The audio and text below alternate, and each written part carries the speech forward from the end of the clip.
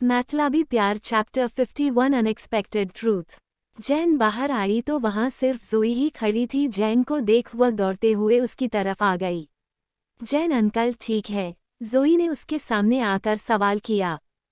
जोई का सवाल सुनकर जैन कुछ सेकंड के लिए चुप हो गई। उसने मुश्किल से इमोशन कंट्रोल कर जवाब दिया, ही इज फाइन। जैन को इस हालत में देख जोई उसके गले लग। जैन सब ठीक हो जाएगा, डोंट वरी ओके। जोई की बातें सुन जैन हम कहते हुए उसके कंधे पर सिर टिकाए आंखें बंद कर बैठ गई। उसके कंधे पर सिर रखे उसे थोड़ा सुकून मिल रहा था।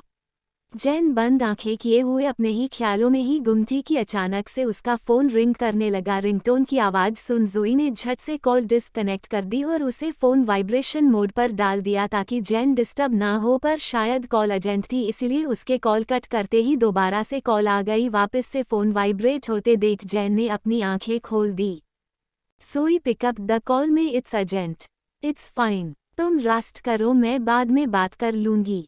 जैन की बात सुन जोई ने झट से उसे जवाब दे दिया, आई एम फाइन जोई, मेरी टेंशन मत लो, तुम सुबह से मेरे साथ हो, तुम्हें ऑफिस भी जाना होगा। एक काम करो, तुम वापस जाओ, मैं यहाँ मैनेज कर लूंगी। वैसे भी डॉक्टर ने कहा है डैड अभी ठीक है तो आज शाम तक या कल सुबह तक उन्हें डिस्चार्ज कर सकते हैं, तो प्लीज ऑफिस जाओ। बट जैन, जोई ने कुछ कहना चाहा पर उसकी बात पूरी करने से पहले जैन ने उसे रोक दिया। नो बट जोई यू शुड गो, मुझे तुम्हारी ज़रूरत होगी तो मैं तुम्हें कॉल कर लूंगी। ओके ओके, बट तुम खुद का भी ख्याल रखना और कुछ भी हो तुरंत मुझे कॉल करना, मैं जल्दी ऑफिस का काम खत्म कर तुमसे मिलती हूँ, टेक केयर। जोई जैन के सिर पर हाथ रखते हुए उसे ध्यान रखने को कहकर वहां से चले गई।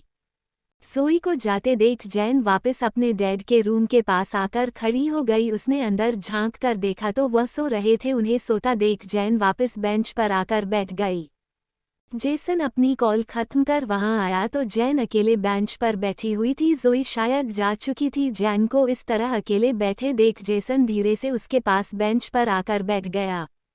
हाउज ही? जेसन ने अचानक से सवाल किया। जैन ने जैसे ही जेसन की आवाज सुनी तो वह चौंक गई। उसे लगा था जेसन चला गया है, मगर उसे अपने बगल में बैठे देख वह घबराहट के मारे बेंच से उठ गई। When did you come here? तुम तो चले गए थे, जैन ने एकदम से सवाल किया। जैन को अचानक से इतना घबराया देख जेसन भी खड़ा हो गया। उसने जैन की तरफ देख जवाब दिया, मैं बस कॉल रिसीव करने बाहर गया था। गया नहीं था, बिना इन्फॉर्म किए ऐसे कैसे जा सकता था? बाय द वे अब अंकल कैसे है? ही इज़ फाइन, डॉक्टर ने कहा हम कुछ घंटों में उन्हें डिस्चार्ज कर सकते हैं। दैट्स गुड, जैन हमम्मा कहकर चुप हो गई। उनके बीच कोई बात करने को टॉपिक था नहीं तो वापस से खामोशी छा गई। वैसे तो जेसन के पास कहने को बहुत कुछ था, बहुत सारे सवाल थे, बहुत सारे सवालों के जवाब भी देने थे, पर उसे इन हालातों में देखकर वह चुप हो गया। वह खामोशी से जैन की तरफ देखने लग गया।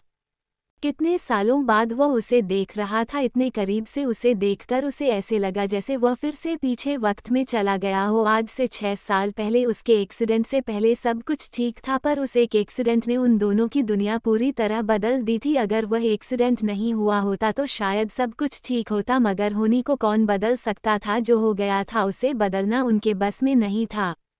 काफी देर तक खामोश रहने के बाद जैन जैसे ही कुछ कहने के लिए जेसन की तरफ पलटी तो उसे अपनी तरफ एकटक देखते देख घबरा हो गई। मुश्किल से अपनी नर्वसनेस छुपाते हुए उसने जवाब दिया, mister Jason thank you so much मेरे डैड की जान बचाने के लिए।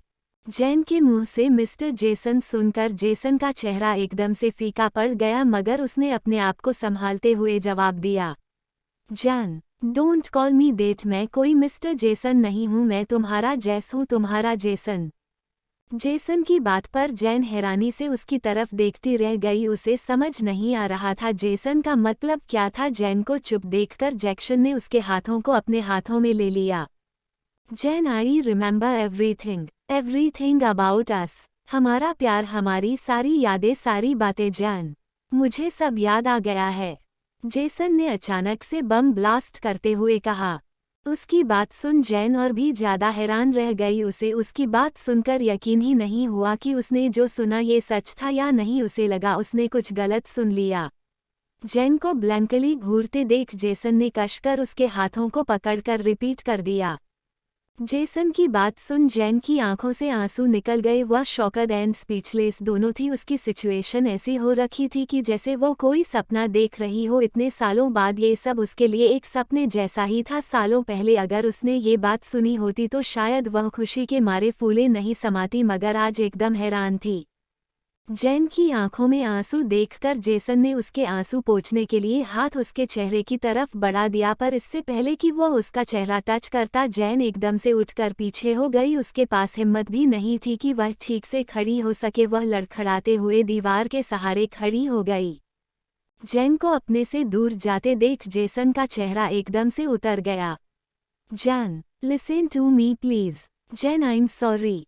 जेसन ने बोलना चाहा पर जेन ने हाथ से इशारा कर उसे रोक दिया। वह आंखें बंद कर मुश्किल से अपने आंसू कंट्रोल कर सॉरी कहते हुए वहां से पलट। जेन बिना पीछे मुड़े सीधे हॉस्पिटल से बाहर की ओर दौड़ गई।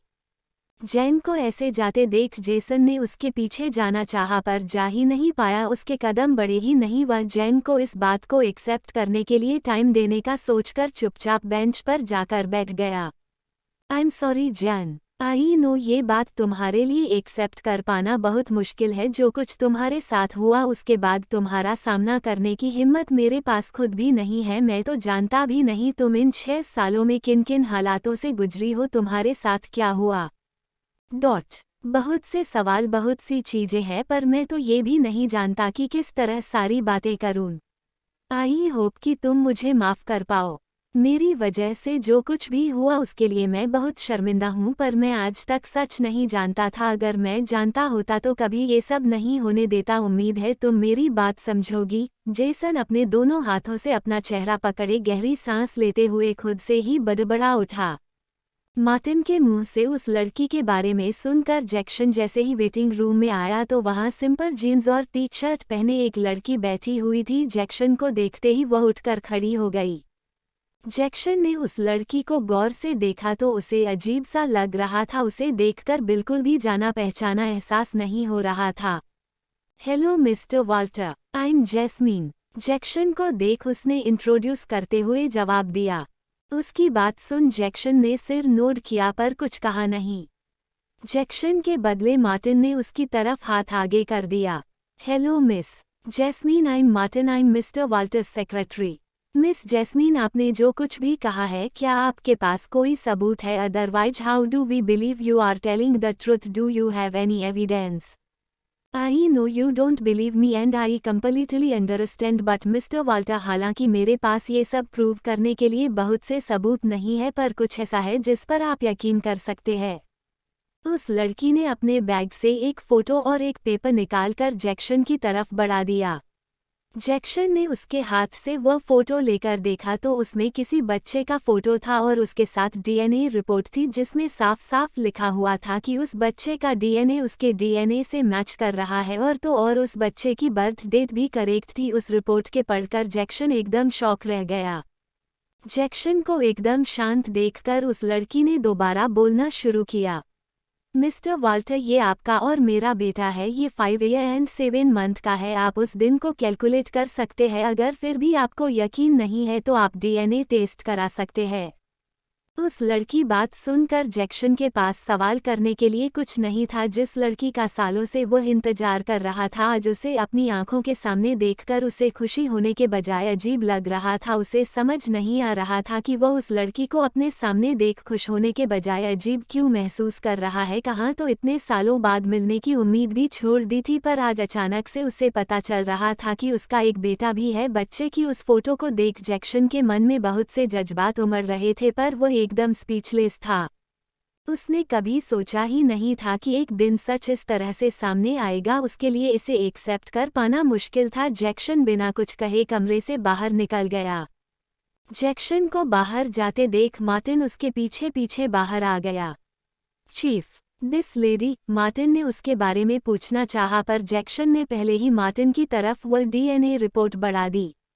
फाइंड आउट द, और तब तक के लिए उस लड़की को वेस्ट सिटी वाले अपार्टमेंट में शिफ्ट कर दो और वहां सारे अरेंजमेंट कर दो। जैक्सन ने बिना पीछे मुड़े हुए कहा और वहां से चला गया। ओके चीफ, मार्टिन ने जैक्सन के हाथों से वह रिपोर्ट लेते हुए जवाब दिया।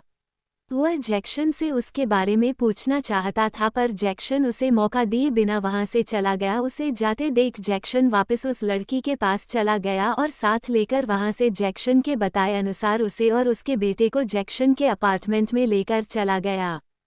जैक्सन ऑफिस से निकलकर माउंटेन विला में था। वहां वह अपने आप को रूम में बंद करके कमरे की लाइट वगैरह बंद कर अंधेरे में खिड़की के पास खड़ा स्मोकिंग कर रहा था। उसके एक हाथ में उस बच्चे की फोटो थी। उस फोटो को देख वह खुद से बड़बड़ा उठा। For the whole 6 year I was trying to looking for the girl but आज सामने होकर भी ऐसा लग रहा है जैसे ये सच है ही नहीं। मुझे तो ये भी पता ही नहीं था कि इस दुनिया में मेरा बेटा भी है।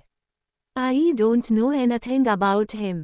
जैक्सन उस बच्चे की फोटो देख गहरी सांस लेते हुए आंखें बंद कर ली। उसने जैसे ही आंखें क्लोज की उसकी आंखों के सामने आथा और मारिया का चेहरा आ गया।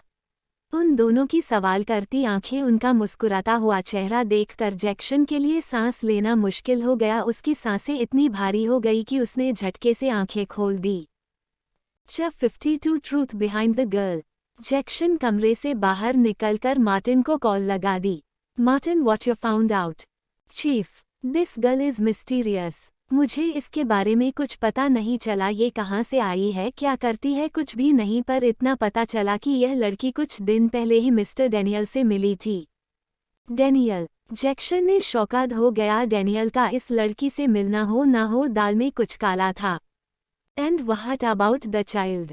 जैक्सन डीएनए रिपोर्ट को याद करते हुए सवाल किया। I sent DNA report to check में भी कल सुबह तक उसकी रिपोर्ट आ जाएगी, मार्टिन ने जवाब दिया। मार्टिन की बात सुन जैक्सन को थोड़ा सुकून मिला। वह लंबी सी सांस लेकर सोफे पर जाकर बैठ गया। पिछले कई घंटों से वह इतना परेशान था कि उसने एक पल सुकून नहीं मिला था। उसे लग ही रहा था कि इसके पीछे हो ना हो किसी की प्लानिंग जरूर है। फिर भी उस लड़की की वजह से पिछले कुछ घंटों में उसे जो घुटन महसूस हुई थी वह सोच से भी परे थी। इन कुछ घंटों में अंदर ही अंदर बहुत बड़े गिल्ट में जिया था। अगर वह रिपोर्ट सच होती तो शायद उम्र भर उसे इस गिल्ट में जीना पड़ता। स्पेशली मारिया और आथा के बारे में सोच सोचकर उसे अजीब सी घुटन महसूस हो रही थी। उसका दिल ये मानने को तैयार ही नहीं था। फाइनली जब सब क्लियर होकर सच सामने आया तब जाकर उसे सांस आई। फाइनली जाकर जैक्सन के चेहरे पर हल्की सी मुस्कुराहट आई, पर अगले सेकंड कुछ याद कर गायब हो गई। डैनियल की इस हरकत को देख जैक्सन का गुस्सा अपने आपे से बाहर था। आज तक डैनियल ने जो कुछ भी किया था वह एक बार लिए माफ कर सकता था, पर आज जो उसने उसके इमोशन के साथ खेला था उसकी कोई माफ़ी नहीं थी। उसे अच्छे से पता था कि जैक्सन को अपनी लाइफ में सिर्फ एक चीज़ का गिल्ट था और आज डैनियल ने उसी का फ़ायदा उठाकर इसे नुकसान पहुंचाने की कोशिश की थी। डैनियल के बारे में सोचकर ही जैक्सन का गुस्सा अपने आपे से बाहर हो गया। वह गुस्से से गाड़ी की चाबी लेकर वहां से डैनियल की लोकेशन ट्रेस कर उसे ढूंढता हुआ निकल गया। तारानकन। उधर जेन बहुत देर से हॉस्पिटल के बाहर बने पार्क में बैठी हुई थी। जेसन को अचानक अपने सामने देखकर उसके लिए सारी चीजें एक्सेप्ट कर पाना बहुत मुश्किल था। भले ही उसने इतनी आसानी से आकर माफ़ी मांग ली, पर जेन के लिए अपना बीता कल भुलाकर उसे माफ़ करना मुश्किल था। पिछले 6 सालों में जो कुछ भी हुआ था, उसका दर्द, उसकी बुरी यादें वह आज तक की रही थी। इतने सालों वह सबसे दूर अकेले दर्द और तकलीफ में जिंदगी जी थी। माना कि जो कुछ हुआ था उसमें जेसन की कोई गलती नहीं थी, पर इतना सब हो जाने के बाद सब भुलाकर जिंदगी में आगे बढ़ जाना उसके लिए आसान नहीं था। बीते कल में जो कुछ भी हुआ था उसके बाद उसकी जिंदगी अब पहले जैसी नहीं थी, ना ही अब वो पहले वाली जेन थी जिसकी दुनिया सिर्फ जेसन के आगे पीछे घूमती थी। वक्त और हालातों से सब कुछ बदल कर रख दिया था, यहाँ तक कि उसकी फीलिंग्स को भी। जेन कश्मकश में उलझी हुई थी। उसकी आंखों में आंसू थे। वह इस वक्त खुद को किस तरह रोके हुए थी ये वही जानती थी। शायद लोगों की भीड़ में नहीं खड़ी होती तो शायद खुद को संभाल भी नहीं पाती। वह मुश्किल से अपने आंसू पोंछे वापस हॉस्पिटल जाने के लिए उठ खड़ी हो गई। घंटों बाद जेन वापस अपने डैड के रूम में आई तो वहां जेसन के बदले क्लारा को देखकर चौंक गई। जैन को वहां देख क्लारा का भी वही हाल था। उसके चेहरे का रंग ही बदल गया। वह उसे देख सदमे से चेयर से उठ खड़ी हो गई। तुम यहाँ क्या कर रही हो? तुम्हें यहाँ आने की परमिशन किसने दी? क्लारा कुछ सेकंड चुप रहकर अचानक से चिल्ला गई। क्लारा का चिल्लाना सुनकर मिस्टर जॉन ने आंखें खोली तो वह भी क्लारा को देखकर हैरान रह गए। क्लारा उन्हें बीमार छोड़कर वहां से चली गई थी, पर अभी उसे वहां देखकर वह भी हैरान थे। What are you doing here? Clara को चिल्लाते देख मिस्टर जॉन ने उसकी तरफ देख सवाल किया। Exactly Honey, what's she doing here? इतने सालों बाद ये यहाँ क्या करने आई है? हमें तो लगा था तुम हमेशा हमेशा के लिए हमारी दुनिया से चली गई, यहाँ वापस क्या करने आई हो? तुम निकलो यहाँ से। मिस्टर जॉन की बात सुन क्लारा को लगा कि वह जैन से सवाल कर रहे हैं। उन्हें जैन से इस तरह बात करते देख वह भी जैन पर चिल्लाते हुए उसका हाथ पकड़कर जैसे ही उसे बाहर को खींच कर ले जाने को हुई, मिस्टर जॉन ने उसका हाथ पकड़ लिया।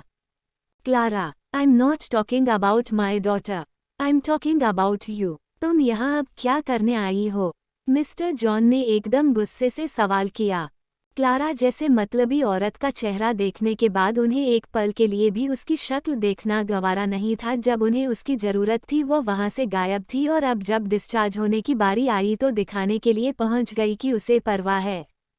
मिस्टर जॉन को गुस्से में देख क्लारा एकदम हतप्रभ रह गई। उसे लगा शायद उसने कुछ गलत सुन लिया है, क्योंकि इतने सालों में कभी मिस्टर जॉन उस पर चिल्लाए नहीं थे, उसने कभी गुस्सा करते हुए देखा ही नहीं था। परंतु आज अपने आप को गुस्से से गुरते देख क्लारा की हालत खराब हो गई। उसने मुश्किल से सबके डॉक्टर और जैन के सामने अपनी स्माइल कंपोज करते हुए सवाल किया। What you mean Honey? मैं तुमसे मिलने आई। डॉक्टर ने कहा कि हम डिस्चार्ज कर ले जा सकते हैं, इसीलिए मैं तुम्हें घर ले जाने आई हूँ। क्लारा ने अपने चेहरे के एक्सप्रेशन चेंज करते हुए जवाब दिया और उनके पास आकर उनका हाथ पकड़ने की कोशिश करने लगी, पर मिस्टर जॉन ने उसका हाथ झटक दिया। इनफ क्लारा, आई नो तुम यहाँ क्यों हो, तुम्हें ये ड्रामा करने की ज़रूरत नहीं है। तुम्हारा सच में अच्छे से जान गया हूँ, तो बेहतर है यहाँ कोई ड्रामा मत करो और चुपचाप यहाँ से चली जाओ, वरना मुझे बाहर निकलवाना पड़ेगा। उनकी बात सुनकर क्लारा एकदम स्पीचलेस हो गई। वह लाइफ में पहली बार इस तरह सबके सामने ह्यूमिलिएट हुई थी। उसके चेहरे पर गुस्सा और डार्क एक्सप्रेशन थे, फिर भी वह अपने एक्सप्रेशन छुपाकर स्माइल करते हुए टेक केयर कहते हुए वहां से जाने के लिए पलट गई। वह दरवाजे पर पहुंची ही थी, पीछे से मिस्टर जॉन की आवाज आ गई। Clara, I need your explanation about everything what you did. तुमने जो कुछ किया है उसका सारा हिसाब मैं तुमसे घर पर आकर लूंगा, पर तब के लिए अपना और अपनी बेटी का सामान पैक कर लेना। मिस्टर जॉन ने उसे जाते जाते कहा। जॉन की बात सुन क्लारा के पैरों तले जमीन खिसक गई। वह डर के मारे पसीना पसीना होकर जल्दी से कमरे से बाहर निकल गई। जैसे ही उसने कमरे से बाहर कदम रखा उसके चेहरे की हंसी गायब हो गई। वह गुस्से से पलटकर जैन को घूरते हुए चिल्ला गई। This dam girl. इसके आते ही फिर से सब कुछ वैसा ही हो गया। इतने सालों से मैं आसानी से जॉन को झूठ बोलती आई थी, पर कभी जॉन ने ऊंची आवाज में बात नहीं की, पर आज उस लड़की वजह से जॉन ने मुझ पर गुस्सा किया। I will kill you John Taylor. उद्धरण चिन्ह। क्लारा गुस्से से दांत पिसते हुए चिल्ला गई। जैन ने आज से पहले कभी अपने डैड को इतने गुस्से में नहीं देखा था। पहली बार वह उन्हें गुस्सा करते हुए देख रही थी। उन्हें ऐसी हालत में इतना गुस्सा करते देख जैन उनके पास जाकर बैठ गई। Calm down, don't be angry. आपकी तबीयत सही नहीं है, ऐसे में आपका गुस्सा करना अच्छा नहीं है। आप आंटी का गुस्सा अपने आप पर मत निकालिए। जैन ने उनके हाथों को अपने हाथों में लेकर उन्हें शांत कराने की कोशिश की, यह सोचकर कि कहीं उनकी तबीयत खराब ना हो जाए। जैन की बातों से उसके डैड थोड़ा शांत भी हो गए। अपने डैड को रिलैक्स देख जैन उन्हें आराम करने को कहकर डिस्चार्ज प्रोसेस पूरी करने के चली गई। जैन डिस्चार्ज प्रोसेस पूरी करने के लिए नीचे रिसेप्शन में आई तो उसे वहां वापस से जेसन दिख गया। उसके वहां जाने तक जेसन ने पहले ही सब कुछ किया हुआ था। जैन को वहां देख उसने मेडिसिन का बैग जैन के हाथों में पकड़ा दिया। जैन, मैं बाहर पार्किंग से गाड़ी निकलता हूं, तुम अंकल को लेकर आ जाओ। जेसन की बात सुन जैन ना चाहते हुए भी हम कहते हुए अपने डैड के रूम की ओर चली गई। वैसे तो इस तरह जेसन का हेल्प करना उसे अजीब लग रहा था, पर वो उसे कुछ कह भी नहीं पाए। ऐसे में चुपचाप उसकी बात मानने के अलावा उसके पास कोई रास्ता भी नहीं था, क्योंकि ना तो उसके पास इस वक्त इतने पैसे थे और ना ही गाड़ी। जेन अपने डैड को स्पोर्ट लेकर हॉस्पिटल से बाहर लाई तो जेसन ने उसे सावधानी से पीछे की सीट पर बिठा दिया और खुद ड्राइविंग सीट पर बैठकर जेन के लिए पैसेंजर सीट का दरवाजा खोल दिया, पर जेन उसके साथ आगे की सीट पर बैठने के बजाय पीछे अपने डैड के साथ जाकर बैठ गई। जेन की इंडिफरेंस जेसन को साफ दिख रही थी, वह इसके पीछे की वजह समझता भी था, इसलिए उसने बिना कुछ कहे चुपचाप गाड़ी स्टार्ट कर दी। वो तीनों टायसन हाउस पहुंचे तो जेन को बहुत अनईजी फील होने लग गया। यहाँ से उसकी बहुत बुरी यादें जुड़ी हुई थी। हालांकि ज़्यादा यादें पुराने घर से थी, पर इस घर से भी कम नहीं थी। जेन के चेहरे पर अजीब से एहसास देख उसके डैड ने उसके हाथों में अपने हाथ रख दिया। उनका हाथ अपने हाथों में देख जेन फीकी सी मुस्कुराहट लिए गाड़ी से बाहर उतर गई। गाड़ी से बाहर उतरकर जैसे ही वह अपने डैड को सपोर्ट देकर उन्हें बाहर उतारने को हुई, ना जाने कहां से सैरन बीच में आकर टपक गई। जेन को वहां देखकर वह गुस्से से उसकी तरफ आ गई, पर इससे पहले कि वह चिल्लाती दूसरी तरफ से जेसन भी गाड़ी से बाहर आ गया। उन दोनों को साथ में देखकर तो सैरन का गुस्सा आउट ऑफ कंट्रोल हो गया। वह गुस्से से दंदनाते हुए जेन की तरफ आ गई। हाउ डेयर यू, तुम्हारी हिम्मत कैसे हुई यहाँ आने की, और वो भी मेरे जैस के साथ। How dare you. सैरन जेन का हाथ खींचकर उसे थप्पड़ मारने को हुई, किसी ने उसका हाथ पकड़ लिया। अचानक से अपना हाथ पकड़ते देख सैरन ने उस तरफ देखा तो वहां पर अपने डैड को देखकर चौंक गई। डैड, आप। डैड देखिए, ये बिच जेसन को सेड्यूस करने की कोशिश कर रही है डैड। सैरन पहले की तरह शिकायत करने लगी, यहाँ तक कि उसने मिस्टर जॉन की इंडिफरेंट आंखें तक नोटिस नहीं की। सैरन को कोई आइडिया ही नहीं था कि मिस्टर जॉन सब कुछ जानते हैं। उसे लगा था शायद ना सुना हो, क्योंकि क्लारा ने अब तक उसे कुछ भी नहीं बताया था। तो वह इसी गलत फहमी में थी कि मिस्टर जॉन अभी भी उसका सपोर्ट करेंगे। लेकिन उसकी ये बदतमीजी देख उसकी आंखें डाक जो गई। उन्हें झटके से सैरन का हाथ झटक दिया। Enough Sharon, leave her hand, mister John ने कोल्डली ऑर्डर दिया। बट डैड, उनका ऑर्डर सुन जेन ने कुछ बोलना चाहा, पर मिस्टर जॉन ने उसे इग्नोर कर दिया। सैरन की इस नौटंकी को देखने में जेन की कोई दिलचस्पी नहीं थी, इसलिए वह उसे इग्नोर कर अपने डैड की तरफ पलट गई। Dad, take care of self, medicine time पर लीजिए, एंड कोई भी प्रॉब्लम हो तो प्लीज़ मुझे कॉल कीजिए। अभी मैं चलती हूँ, आप अपना ध्यान रखिए। जेन की बात सुन मिस्टर जॉन ने उसे रोकना चाहा, पर फिर उसके चेहरे के एक्सप्रेशन देखकर फोर्स नहीं किया, उसे ध्यान रखने को कहकर जाने दे दिया। उनकी हाँ सुनते ही जैंग गहरी सांस लेकर उन्हें बाय बोलकर वहां से चली गई। Chapter 53 put your head on my shoulder. Jackson Daniel को ढूंढता हुआ क्लब पहुंचा तो डैनियल क्लब के वीआईपी रूम में अपने दोस्तों और बार डांसर के साथ बैठा हुआ था। उसे वहां देखकर जैक्सन एक झटके से दरवाजा खोलकर अंदर चला गया। अचानक से दरवाजा खुलने की आवाज से डैनियल ने दरवाजे की ओर देखा तो जैक्सन को वहां खड़े देखकर उसकी आंखें चौड़ी हो गई। उसके साथ साथ बाकी सबकी भी। वे सब के सब प्रेसिडेंट कहते हुए अपनी अपनी चेयर से उठ खड़े हो गए। जैक्सन को सामने देखकर डैनियल हकलाते हुए जैक चिल्लाता हुआ उठ खड़ा हो गया। डैनियल को देखकर जैक्सन पहले से गुस्सा था, पर ऊपर से उसे इस वक्त ऑफिस में होने के बजाय यहाँ क्लब में बैठे अयासी करते देख जैक्सन का गुस्सा आउट ऑफ कंट्रोल हो गया। वह गुस्से से वहां खड़े लोगों को देखकर चिल्ला गया, get out of here. Jackson का गुस्सा देख सब एक पल में वहां से हवा की तरफ गायब हो गए। उनके जाते ही जैक्सन ने इशारे से मार्टिन को दरवाजा बंद करने को कह दिया।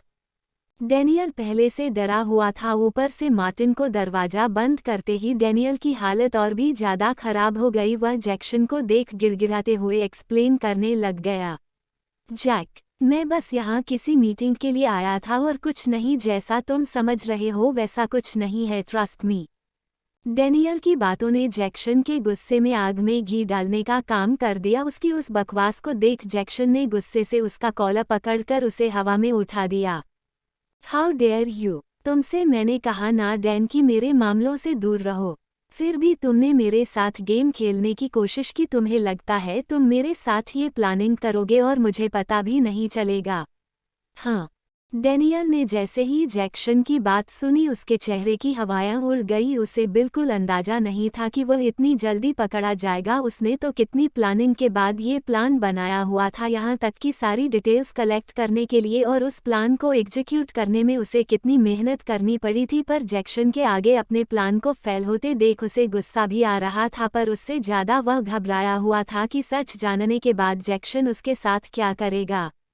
What are you talking about, Jack? I didn't do anything. Jackson को गुस्से में देख डैनियल ने झूठ बोलते हुए कहा, पर उसकी बात सुन जैक्सन ने उसकी और साथ में उस लड़की की साथ बैठी तस्वीरें डैनियल के मुंह पर मार दी। Look at these picture. इन्हें देखने के बाद भी झूठ बोलने की हिम्मत है। ...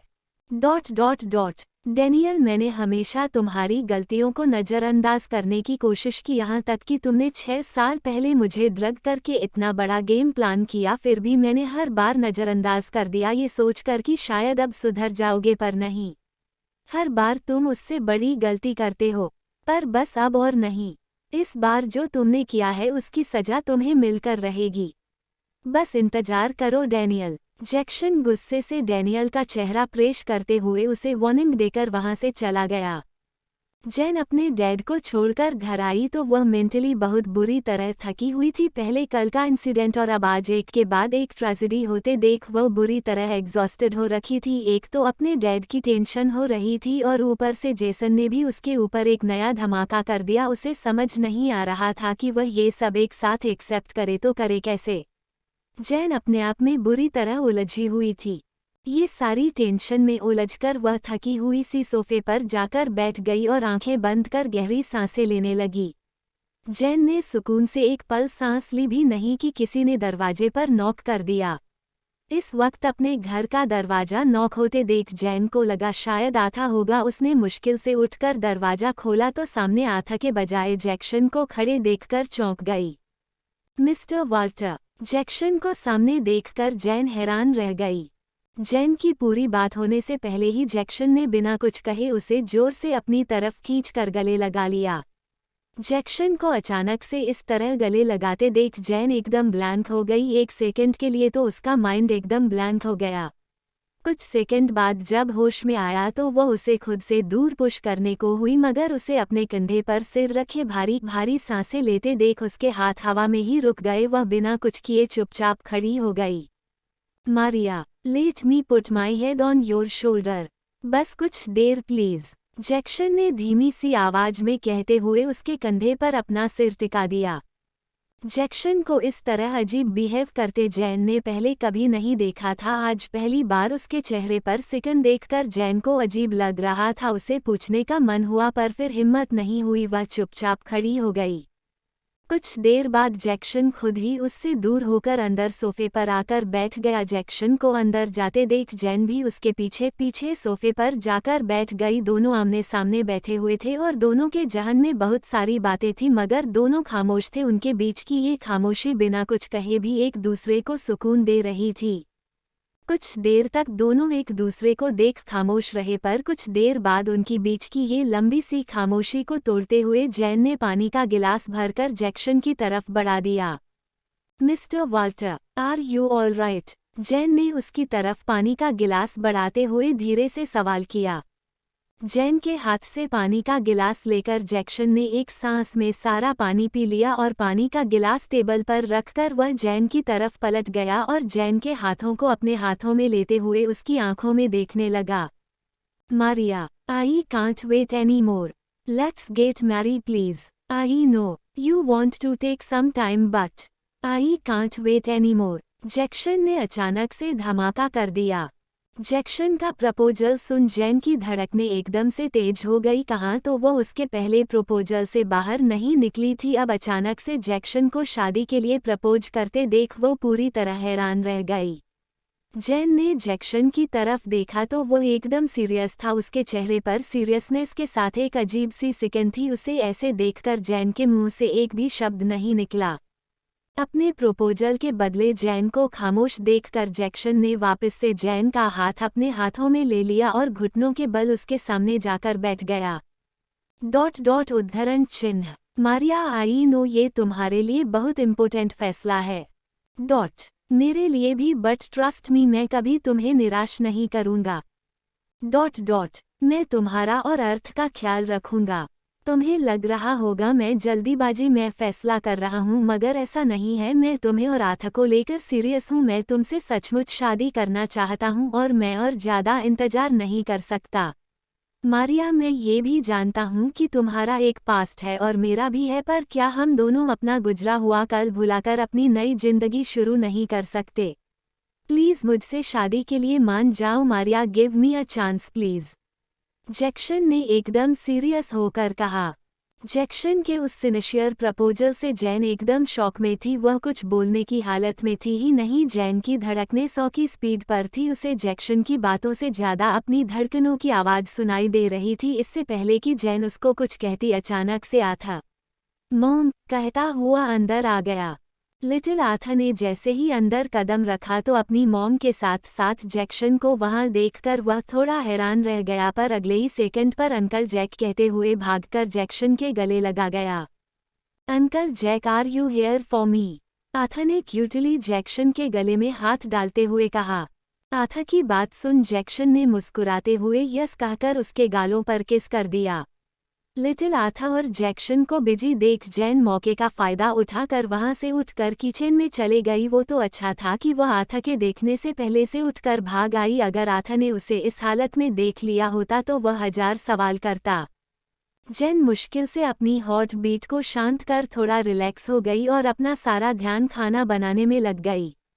जैन ने सुबह से कुछ नहीं खाया था। सुबह भी वह जैसे ही ब्रेकफास्ट टेबल पर बैठी थी, पेपर पर अपने डैड की खबर पढ़कर वो हॉस्पिटल के लिए भाग गई और दिन भर वहां इतनी बिजी थी कि खाना खाने की फुर्सत थी ना ही ख्याल अभी घर आकर जो ध्यान आ रहा था।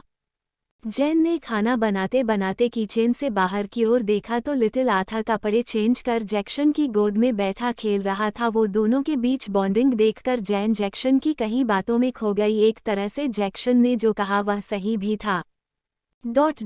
उसका अपनी जिंदगी के गुजरे कल को भुलाकर आगे बढ़ना भी जरूरी था।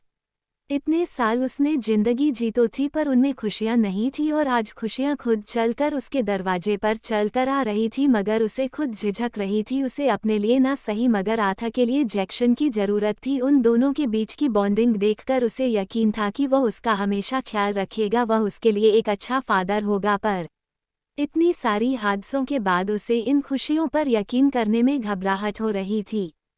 जैन अपने सवालों में उलझी हुई थी कि आथा ने उसे आवाज दे दी। उसकी आवाज से वह अपने ख्यालों से बाहर आ गई।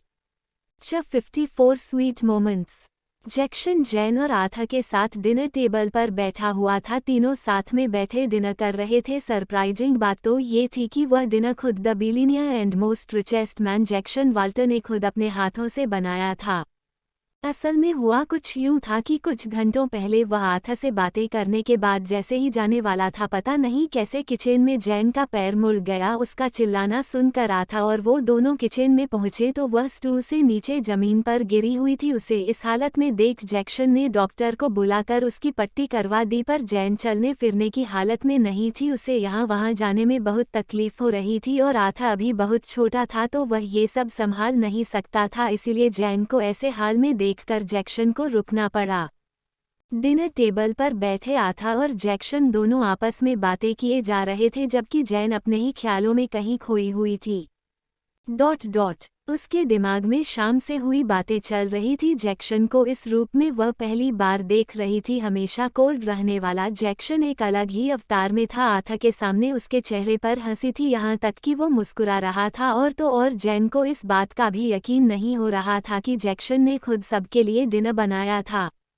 The billionaire dollar man, the president Jackson Walter ने खुद किचन में उनके लिए खाना बनाया, वो भी किसी परफेक्ट शेफ की तरह। जैन ने उसे खुद अपनी आंखों से बनाते हुए नहीं देखा होता तो उसे भी यकीन नहीं होता। पिछले 3-4 घंटों में वह जैक्सन को एक अलग ही अवतार में देखकर हैरान थी। जैन को इस तरह एकटक अपने तरफ घूरते देख जैक्सन की नज़र उस पर पड़ी तो वो उसकी तरफ देख मुस्कुरा गया। जैक्सन को मुस्कुराते देख तो जैन का दिल और जोरों से धड़क उठा। जैक्सन के चेहरे की स्माइल इतनी आई कैचिंग और खूबसूरत थी कि उससे नजरें ही नहीं हट रही थी। जैन बिना पल के झपकाए उसके चेहरे को देखती रह गई। जैक्सन की नजरें भी जैन के चेहरे पर थी। वो उसके फेस एक्सप्रेशन देखकर मुस्कुरा उठा। जैन के सांवले रंग के बावजूद उसका पूरा चेहरा लाल हुआ पड़ा था। उसे इतना ब्लश करते देख जैक्सन उसे और शरारत से टीज किए जा रहा था। जानबूझकर उसे स्माइल पर स्माइल दिए जा रहा था। जैक्सन को ऐसे करते देख जैन का शर्म के मारे बुरा हाल था। एक तो उसका दिल पहले से जोरों से धड़क रहा था, ऊपर से उसका चेहरा शर्म से पूरी तरह लाल और गर्म हो रखा। तो अपनी ऐसी हालत देखकर उसके लिए खुद भी अपने आप को कंट्रोल करना मुश्किल हो गया। उसके लिए ऐसा हो गया कि वो कहाँ जाकर अपना मुंह छुपाए, पर मुसीबत ये थी कि वो वहां से उठकर कहीं जा ही नहीं सकती थी। उसका पैर ट्विस्ट होने की वजह से बुरी तरह सूज रखा था। उसके लिए चलना तो क्या, अपनी जगह से हिलना भी मुश्किल हो रहा था। जैन बेचारी के पास सिर झुकाकर चुपचाप वहां बैठे रहने के अलावा कोई रास्ता नहीं बचा। उन तीनों का डिनर खत्म हुआ तो जैक्सन ने प्यार से आथा और जैन के हाथ वॉश कराकर उन्हें सोफे पर बिठा दिया और खुद सारे बर्तन ले जाकर उन्हें धोने लग गया। जैक्सन को एक के बाद एक शॉक देते देख जैन के लिए डाइजेस्ट करना मुश्किल हो रहा था। पहले उसका खाना बनाना और अब बर्तन धोना उसकी सोच से भी परे था। जैन ने किचन में काम कर रहे जैक्सन की तरफ देखा तो उसके सीरियस और हैंडसम चेहरे के देख वो उसे देखते रह गई। वह पूरे ध्यान से बर्तन धोए जा रहा था। उसे इतना ध्यान से किचन का काम करते देख जैन का दिल वापस से धड़क उठा। अपनी लाइफ में फर्स्ट टाइम उसे ऐसा लग रहा था जैसे उसका दिल उसके बस में ही नहीं है। उसके मन में जैक्सन की कई बातें चल रही थी। उसका प्रपोजल अभी भी उसके जहन में चल रहा था। उसके अचानक से शादी के प्रपोजल को लेकर जैन खुद से ही उलझी हुई थी। यह सोच कर ली वह जैक्सन जैसे परफेक्ट इंसान के काबिल वह है भी या नहीं, उसके जैसा इंसान जिसके पीछे लाखों लड़कियां पागल थी। उसके सामने वह कुछ भी नहीं थी, पर जैक्सन ने उसके लिए जो कुछ भी किया था, उसका स्वीट एंड केयरिंग जेस्चर उसे उसके बारे में सोचने पर मजबूर कर रहा था। आज से पहले कभी उसने अपनी जिंदगी में इतना स्पेशल फील नहीं किया था, ना ही अपने दिल को किसी के लिए इतना धड़कते हुए देखा था। पर आज एक ही दिन में चौथी बार जैक्सन के लिए अपने दिल को धड़कते देख वो खुद भी हैरान थी। यहाँ तक कि वो उसे देख अपनी सारी टेंशन सब कुछ भूल गई। उसके आसपास रहने से एक अलग ही सुकून मिल रहा था, एक अलग ही अपनेपन का एहसास था। उसने कभी महसूस नहीं किया था। जैक्सन के लिए उसकी ये फीलिंग क्या थी ये तो उसे खुद भी नहीं पता था, पर उसे ये सब अच्छा लग रहा था। उसे देखकर ऐसा लग रहा था जैसे वो तीनों की एक कंप्लीट हैप्पी फैमिली है। जैक्सन किचन का सारा काम खत्म कर बाहर हॉल में आया तो जैन अब भी वही बैठी हुई थी, जबकि आथा उठकर शावर लेने चला गया। जैन हिल नहीं सकती थी तो वह चुपचाप सोफे पर बैठी हुई फैशन मैगजीन खोले हुए बैठी हुई थी, पर उसकी नज़रें उसमें बिल्कुल नहीं थी। पता नहीं वह अपने ही ख्यालों में कहाँ खोई हुई थी। उसे इस तरह देखकर उसके चेहरे पर स्माइल आ गई।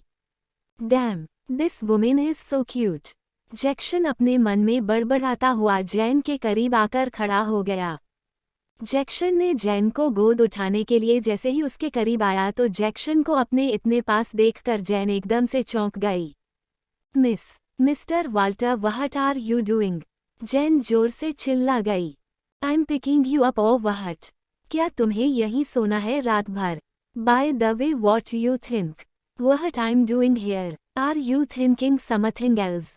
जैन का चिल्लाना सुनकर जैक्सन ने उल्टा सवाल कर दिया। जैक्सन का जवाब सुन जैन के लिए कहाँ मुंह छुपाओ हो गई। उसे यही लगा था कि जैक्सन उसे किस करने की सोच रहा है। अपने बेफालतू के वाइल्ड थॉट्स देखकर उसे खुद ही एम्बेरसमेंट फील हो रही थी। जैन का शर्म के मारे चेहरा लाल देख जैक्सन को उसके फेस को देखकर हंसी आ गई। उसने उसे रेड चीक्स देखकर सिली गर्ल कहते हुए उन्हें जोर से खींच दिया। जैक्सन जैन को उठाकर उसके कमरे में लाया तो उसने उसे उसके बेड पर ले जाकर बिठा दिया। जैन को उसके बेड पर बिठाकर वह कंफ्यूज हो रहा था कि वह करे तो करे क्या। उसे लड़कियों के बारे में कुछ भी नहीं पता था। यही हाल जैन का भी था। उसे वॉशरूम जाना था, पर जैक्सन से कैसे कहे ये समझ नहीं आ रहा था। काफी देर तक दोनों चुप रहे, पर फिर जैन के पास हिम्मत कर बोलने के अलावा कोई रास्ता नहीं बचा तो उसने बोलना पड़ा। Mister Walter, I need to go to the bathroom. Jane ने एम्बेरसमेंट छुपाते हुए धीरे से कहा।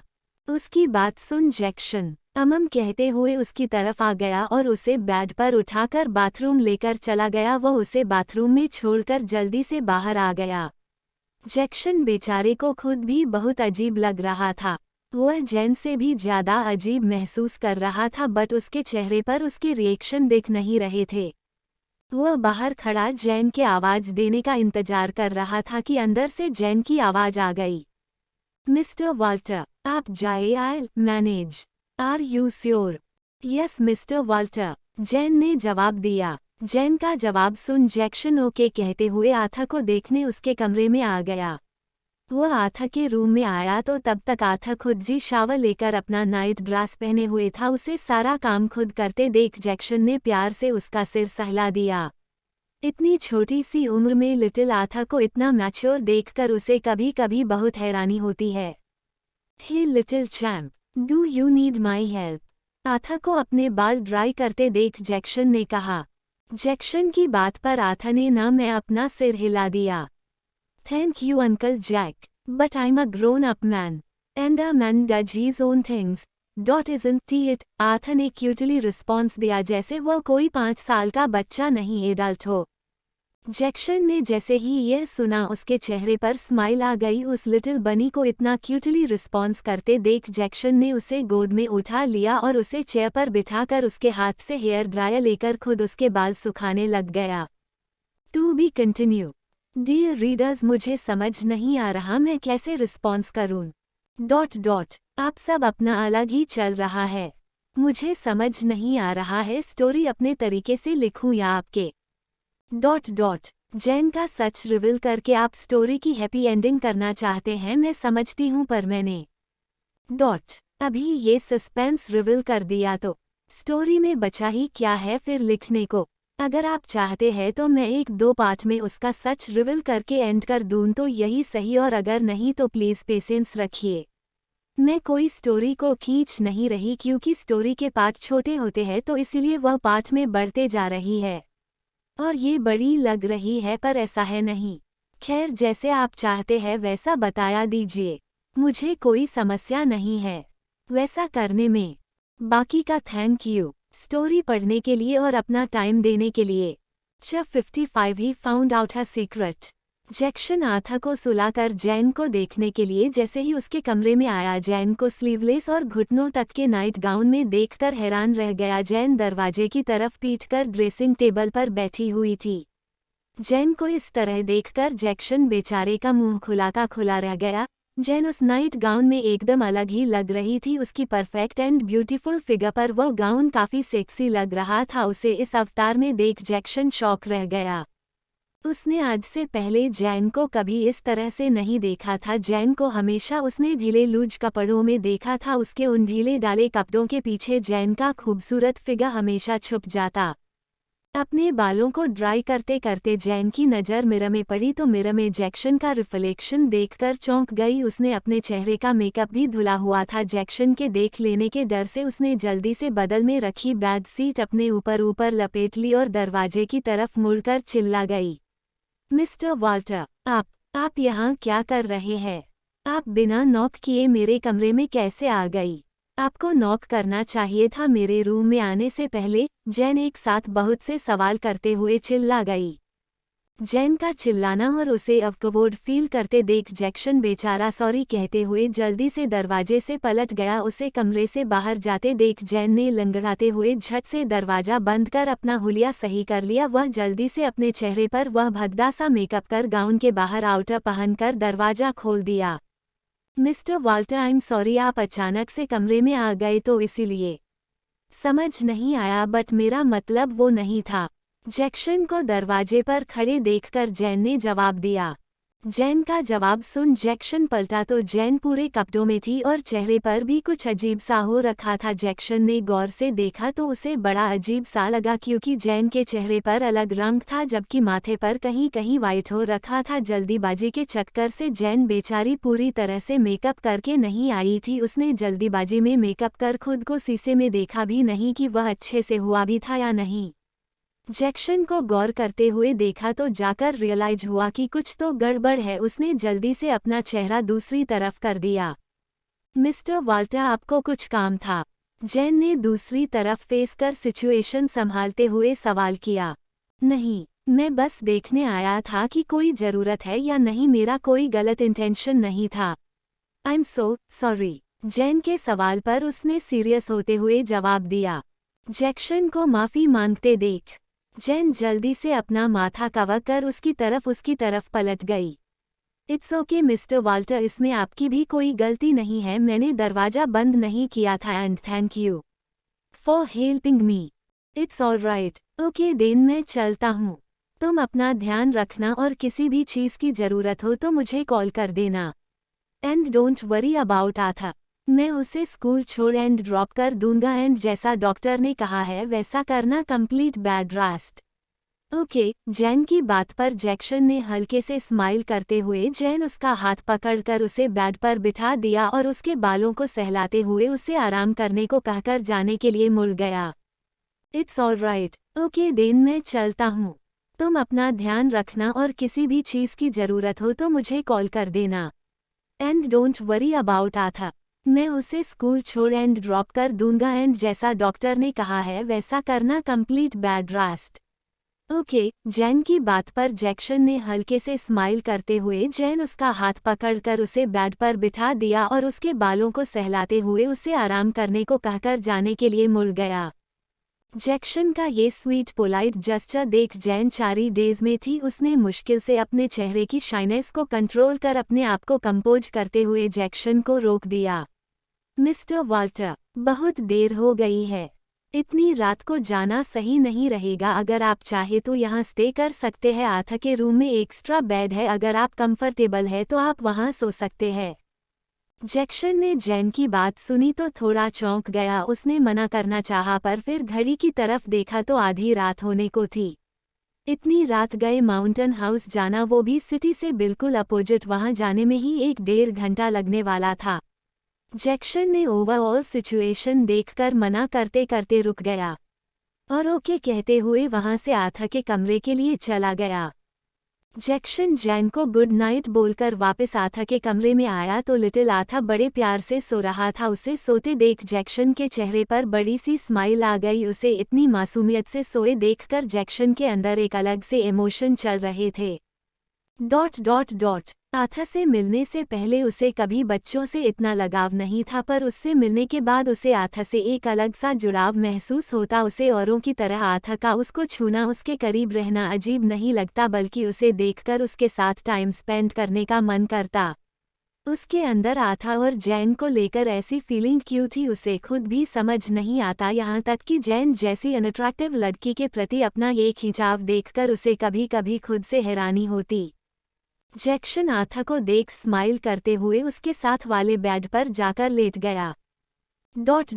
उसने आंखें बंद की तो उसके अंदर एक अलग सा सुकून था, वह सुकून जो उसने बचपन से अब तक कभी महसूस नहीं किया था। अपनी मॉम के चले जाने के बाद से कभी वह अपने परिवार के साथ नहीं रहा, ना ही कभी उसने परिवार का प्यार, उनका अपनापन महसूस किया था। लेकिन आज यहाँ आने के बाद, इस छोटे से घर में रहने के बाद सब कुछ अलग लग रहा था। यहाँ की सालों बस उसने किसी के लिए अपने हाथों से खाना बनाया था, किचन का काम किया था। ... बहुत सारी चीजें थी जो उसे पहली बार महसूस हो रही थी। जैक्सन इन सब के बारे में सोचता हुआ आंखें बंद कर लेट गया। जैक्सन के साथ साथ जैन का भी वही हाल था। वह सालों बाद अपने घर में एक सुकून सा महसूस कर रही थी। जैक्सन के वहां होने की वजह वह पहली बार बिना किसी डर और घबराहट के सुकून से सो सकती थी, वरना हमेशा अकेले रहने के बाद उसे यही डर लगे रहता था कि कभी कोई उसके घर में ना घुस जाए। ... 7 साल पहले हुए उस हादसे ने उसके अंदर एक डर पैदा कर दिया था। उसे अकेले कमरे से, अंधेरे से आज तक डर लगता, यहाँ तक कि अक्सर वह आधी रात में वह नींद में चिल्लाते हुए उठ जाती। पिछले कई सालों से वह सुकून की नींद नहीं सोई थी, पर आज मन वह डर वह घबराहट नहीं थी। जैन कब अपने ख्यालों में खोई हुई गहरी नींद में सो गई उसे पता ही नहीं चला।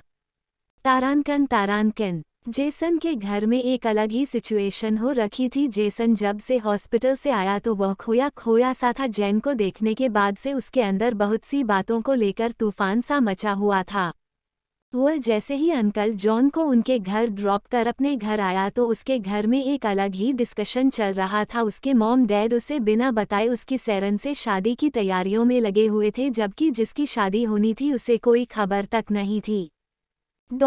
जेसन जैसे ही वहां आया तो उसकी मॉम मिसेज कैथरीन उसका हाथ पकड़कर उसे सोफे पर बिठा दिया। जेस, हनी वेन्यू चूज करने में मेरी मदद करो, मुझे समझ नहीं आ रहा कौन सा वेन्यू बेस्ट है। ये सब इतनी जल्दीबाजी में हो रहा है, मेरे पास टाइम ही नहीं है। तुम बताओ तुम्हें कौन सा अच्छा लग रहा है। मिसेज कैथरीन ने जेसन के सामने वेन्यू की कुछ फोटोग्राफ रखते हुए सवाल किया। जेसन ने ये सब देखा तो वह सरप्राइज रह गया। उसे आइडिया भी नहीं था कि ये सब क्यों किया जा रहा है। अपनी मॉम को ये सारी तैयारियां करते देख जेसन ने पोलाइटली सवाल किया, मॉम किस चीज़ के लिए इतनी तैयारियां कर रही है? क्या कोई फंक्शन रखा है घर में? जेस, हम कोई फंक्शन की नहीं, तुम्हारी शादी की तैयारियां कर रहे हैं। तुम्हारे डैड और मैंने क्लारा के साथ मिलकर इस हफ्ते के लास्ट की डेट फिक्स की है। उससे 2 दिन हमारी कंपनी की एनिवर्सरी है और तुम्हें ऑफिस में ऑफिशियली प्रेसिडेंट की चेयर पर बैठना है, तो उससे पहले ये जरूरी है। इसीलिए हम सब ने डिसाइड किया कि उससे 2 दिन पहले शादी की डेट रख दें। वैसे तो ही वलारा का आइडिया था, पर हमें भी सही लगा तो हमने ओके बोल दिया। वैसे भी तुम्हारी एंगेजमेंट हुए बहुत वक्त हो गया है, तो ये जरूरी था। जेसन की मॉम ने बम ब्लास्ट करते हुए कहा। जेसन ने जैसे ही यह सुना तो उसके पैरों तले जमीन खिसक गई। वह गुस्से से सोफे से उठकर खड़ा हो गया। मॉम डैड, आप दोनों बिना मेरी परमिशन के डेट कैसे फिक्स कर सकते? आपको मुझसे पूछना तो चाहिए था। ऐसे कैसे आप अचानक से शादी की डेट फिक्स कर सकते हैं? जेसन गुस्से से चिल्ला गया। जेसन की ये रिएक्शन देखकर उसके मॉम डैड हैरान रह गए। Jess, what's the big deal? Why are you overreacting? उसे गुस्से में देख जेसन के डैड ने सवाल किया। Dad, seriously are asking me? मैं क्यों ओवर रिएक्ट कर रहा हूँ डैड? आप सब मेरी शादी कर रहे हैं बिना मेरी मर्जी के और पूछ रहे हैं मैं क्यों ओवर रिएक्ट कर रहा हूँ। सीरियसली जेस, तुम्हें शादी तो करनी ही है ना, फिर प्रॉब्लम क्या है? जेसन के डैड ने सवाल किया। प्रॉब्लम है डैड, प्रॉब्लम ये है कि मुझे शादी सैरन से शादी करनी ही नहीं है। मैं उससे शादी नहीं करना चाहता, जेसन ने इरिटेट होकर कहा। जेसन के मॉम डैड ने जैसे ही ये सुना दोनों एक साथ चौंकते हुए चिल्ला गए। जेस, व्हाट यू मीन कि तुम्हें शादी नहीं करनी है? आई मीन मॉम, मुझे सैरन से शादी नहीं करनी है और मैं कभी उससे शादी नहीं करूँगा। अपने मॉम डैड के एक्सपेक्टेड रिएक्शन देखकर जेसन ने एक एक वर्ड पर जोर देते हुए कहा। जेसन की बात सुन जेसन के डैड ने उसका हाथ पकड़कर उसे अपनी तरफ खींच दिया और उसका चेहरा अपनी तरफ कर सवाल किया। जेस, यू कांट डू दिस। तुम्हारा करियर सब कुछ खत्म हो जाएगा। ऑफिस में तुम्हें प्रेसिडेंट की पोजीशन टाइसन ग्रुप की वजह से ही मिल रही है। अगर तुमने शादी करने से मना किया तो तुम जानते हो ना क्या होगा। तुम ऐसा कुछ नहीं कर सकते। Do you understand? No dad, I don't. और मैं ऐसा कुछ नहीं करूँगा जैसा आप और क्लारा चाहते हैं। ना तो मैं उस क्लारा का साथ दूंगा ना उसकी बेटी से शादी करूँगा। उसे जो करना है करे, आई डोंट केयर। जेसन गुस्से से जवाब देकर अपने कमरे में चला गया। वह क्लारा की प्लानिंग अच्छे से जानता था और ये भी कि उसने इतनी जल्दी में शादी करना का डिसीजन क्यों लिया था। अंकल जॉन को सच पता चलने के बाद वलारा के पास रहने के लिए कोई जगह नहीं होने वाली थी, इसीलिए वह सैरन की शादी कर उसकी आड़ में अपनी पोजीशन बनाने की कोशिश कर रही थी। और जेसन किसी भी हाल में उसे जीतने नहीं दे सकता था। ऊपर से उसने जो किया वह सच जानने के बाद तो बिल्कुल भी नहीं। जेसन वलारा को सबक सिखाने का सोचकर किसी का नंबर डायल कर दिया। वह क्लारा की प्लानिंग अच्छे से जानता था और ये भी कि उसने इतनी जल्दी में शादी करना का डिसीजन क्यों लिया था। अंकल जॉन को सच पता चलने के बाद वलारा के पास रहने के लिए कोई जगह नहीं होने वाली थी, इसीलिए वह सैरन की शादी कर उसकी आड़ में अपनी पोजीशन बनाने की कोशिश कर रही थी। और जेसन किसी भी हाल में उसे जीतने नहीं दे सकता था। ऊपर से उसने जो किया वह सच जानने के बाद तो बिल्कुल भी नहीं। जेसन वलारा को सबक सिखाने का सोचकर किसी का नंबर डायल कर दिया। Thank you.